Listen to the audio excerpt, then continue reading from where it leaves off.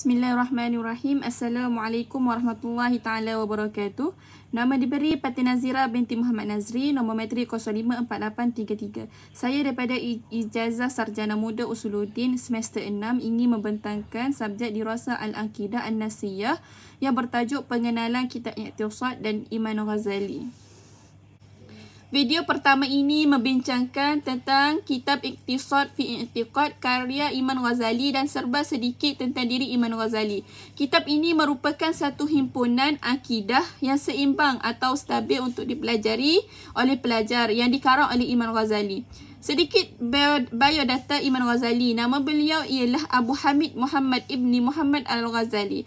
Beliau lahir pada 1085 Masihi atau 450 Hijrah. Beliau wafat pada hari Isnin 14 Jamadil Akhir 505 Hijrah. Imam Ghazali melalui 4 fasa dalam kehidupan beliau, iaitu yang pertama peringkat belajar, yang kedua peringkat memberi yakni mengajar, peringkat yang ketiga peringkat pengasingan diri dan yang terakhir ialah peringkat memberi yakni mengajar. Kita masuk pada fasa pertama. Imam Ghazali belajar dengan ramai guru, antaranya ialah Al-Imam Al-Jurjani. Imam Ghazali belajar berkenaan ilmu fiqh, akidah, falsafah, hadis dan lain-lain lagi. Beliau juga dikenali sebagai Hujjatul Islam kerana kuat dalam menuntut ilmu agama. Seterusnya ialah fasa kedua iaitu mengajar. Imam Ghazali banyak mengarang kitab-kitab agama, antaranya ialah Al-Wasit, Al-Basit, Al-Wajiz dan lain-lain lagi.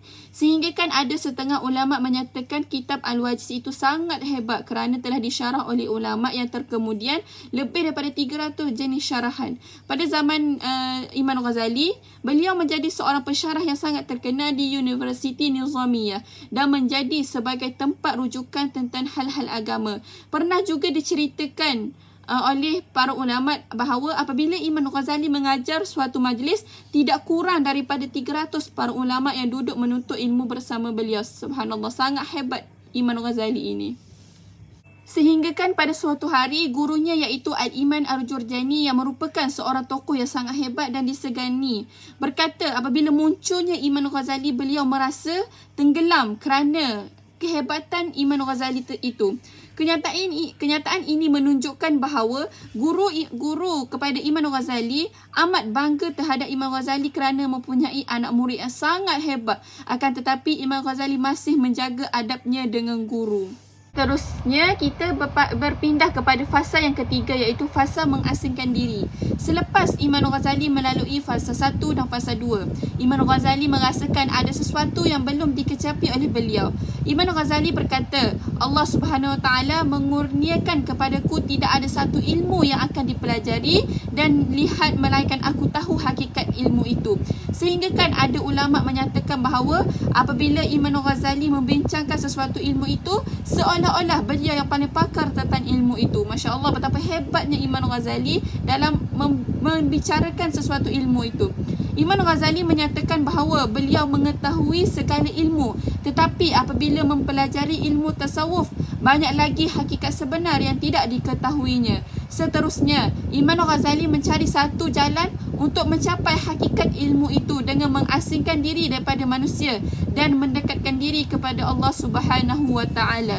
Sehingga kan pada suatu hari Imam Ghazali pergi untuk mengajar, lalu Imam Ghazali merasa tiba-tiba tidak boleh mengajar. Selepas itu Imam Ghazali pergi berubat dengan doktor dan kebanyakan doktor yang merawat Imam Ghazali menyatakan bahawa penyakit itu telah masuk ke dalam hati. Pada suatu malam, Imam Ghazali bermimpi Allah Subhanahu Taala dan Imam Ghazali berdoa kepada Allah untuk meminta pertolongan. Apabila beliau terjaga, beliau merasakan bahawa Allah Subhanahu Wa Taala memberikan beliau suatu kekuatan untuk keluar meninggalkan kota Baghdad, untuk keluar pergi haji bersama keluarganya sekaligus untuk mencari kekuatan.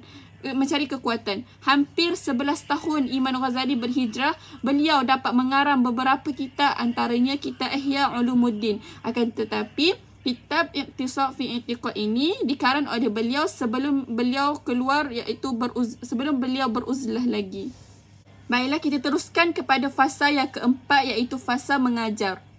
Selepas balik daripada mengasingkan diri, beliau membuka sebuah pondok dan juga beliau dijemput untuk mengajar di Universiti di Nizam Al-Mulk. Beliau juga mengajar di pondok beliau.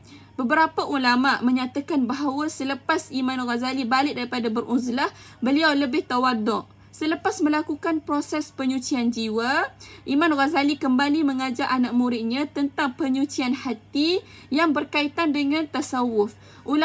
Sebahagian ulama ada menyatakan bahawa Imam Ghazali merupakan mujaddid kurun yang kelima. Ini merupakan sebar sedikit tentang fasa-fasa kehidupan Imam Ghazali yang merupakan seorang ulama yang hebat dalam bidang agama. Okey, yang seterusnya kita akan bercerita sedikit tentang kitab Ikhtisar fi I'tiqad karya Imam Ghazali ini. Kitab Ikhtisar fi I'tiqad ini merupakan satu kitab akidah yang dibincangkan oleh ahli falsafah. Perbincangan kitab ini ialah bertujuan untuk mengenal pasti istilah-istilah yang digunakan oleh Imam Ghazali untuk menghadapi pemikiran ahli-ahli falsafah dalam menangani ilmu akidah. Imam Ghazali menyatakan bahawa akidah ini sebagai pengawal yang boleh mengawal kita daripada pemikiran yang sesat. Imam Ghazali juga menyatakan bahawa ilmu kalam ini tidak dapat menyampaikan seseorang itu mengenali Allah Subhanahu Wa Taala, sebab ilmu kalam hanya berkisarkan kepada kaedah dan dalil perbincangan atau teori akal sahaja. Bahkan untuk membuatkan seseorang mengenali Allah, iaitu dengan mujahadah, bersungguh-sungguh beribadah kepada Allah. Okey, saya akan menerangkan sedikit tentang isi kandungan yang terdapat pada kitab Ikhtisar fi I'tiqad. Kitab Ikhtisar fi I'tiqad mempunyai 4 tamhid dan 4 kutub. Yang pertama ialah tamhid. Tamhid pertama menceritakan tentang ilmu akidah merupakan ilmu yang penting dalam agama. Ilmu ini bukan merupakan ilmu kalam, tetapi gaya perbincangan menggunakan sebahagian daripada istilah ilmu kalam. Yang kedua, tamhid yang kedua menceritakan kepada kita tentang peringatan bahawa ilmu ini bukan wajib belajar oleh semua orang dengan bentuk atau gaya begini, akan tetapi untuk orang-orang yang khusus sahaja. Yang tamhid yang ketiga akan menceritakan tentang cara perbincangan ini merupakan fardu kifayah sahaja. Tamhid keempat menerangkan tentang metodologi yang digunakan oleh Imam Ghazali dalam kitab ini. Ini merupakan tamhid yang terdapat pada kitab Ikhtisar fi I'tiqad karya Imam Al-Ghazali. Okey, yang seterusnya adalah Al-Kutub. Dalam kitab ni punyai 4 kutub, iaitu daripada 4 sudut. Sudut pertama ialah berkaitan dengan pemerhatian atau pendalilan. Bincang tentang isu yang berkaitan dengan sifat qadim, baqa' dan seterusnya. Al-Kutub yang kedua, sudut yang kedua merujuk kepada sifat-sifat Allah Subhanahu Wa Taala. Sudut yang ketiga, Al-Kutub yang ketiga membincangkan tentang perbuatan Allah Subhanahu Wa Taala. Terdapat 7 dakwah tentang perbuatan Allah Subhanahu Wa Taala. Sudut yang keempat, kutub yang terakhir ialah berkaitan dengan kerasulan, berkaitan dengan hari kebangkitan, hari akhirat, pada mahsyar, syurga dan neraka, syafaat, azab kubur dan mizan. Semua kutub-kutub ini, sudut-sudut ini akan dibincangkan dalam kitab Ikhtisar fi I'tiqad karya Imam Ghazali tersebut.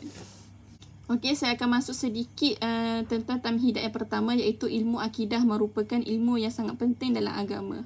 Tamhidat yang pertama menceritakan tentang bahawa apabila kita memberi fokus kepada perkara yang tidak penting, itu merupakan satu fahaman yang menyesatkan menurut kata akal. Sama ada perbuatan kita memberi perhatian kepada sesuatu yang tidak penting itu dengan bersungguh-sungguh ataupun tidak.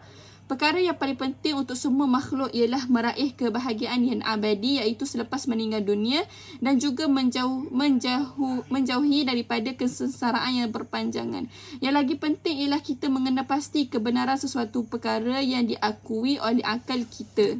Seterusnya, dalam tamhidat yang pertama juga ada menyatakan bahawa kita mestilah mempericikan sesuatu perkara supaya kita dapat mengetahui kebenaran itu.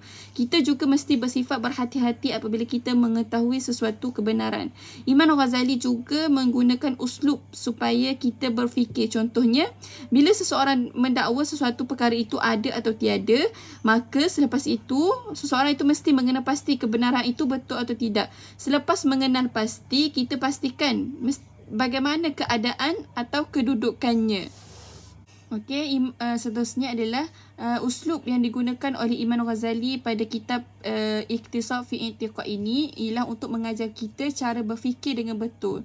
Orang berakal akan lihat akibat kesudahan kehidupannya, bukan melihat perkara yang segera dihadapi. Yang terakhirnya ialah maksud ilmu akidah ialah untuk menegakkan dalil atau hujah yang yakin tentang wujud Allah, sifat-sifat Allah, perbuatan Allah, kebenaran Rasulullah.